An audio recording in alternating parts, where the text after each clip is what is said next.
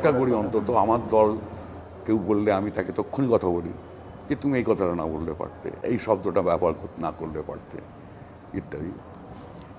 শুধু সেই প্রসঙ্গে একটা কথা বলি, একটা আমার কথা নিয়ে খুব টানা দেখলাম কোন কাগজে লিখলো, সেটা হচ্ছে আমি ওনার মাথা ভেঙে দেবো। আমরা বলছি যারা এ রাজ্যে সব করতে চায়, বিজেপি ভোট এখানে প্রার্থী দিয়েছে, এ রাজ্যে সব চলবে না।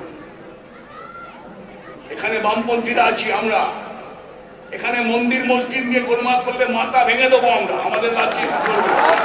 দেখুন এটা কোন প্রসঙ্গে বললাম, যে আমি তখন বিজেপি বাবরি মসজিদ ইস্যুটা বলছিলাম যে আমাদের রাজ্যে, আমি এইভাবে বলি কথাটা, রাম মন্দির করবেন ওদের এজেন্ডা, দেশে 100টা রাম মন্দির করুন, কিন্তু বাবরি মসজিদ ভেঙে ওইখানে রাম মন্দির হয়, তাহলে দেশের সংবিধান থাকে না।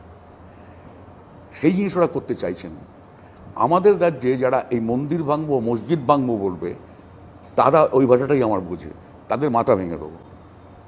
আচ্ছা, এটা আমি মনে করি না যে সেটা একটা অশালীনকোষী কথা হয়েছে।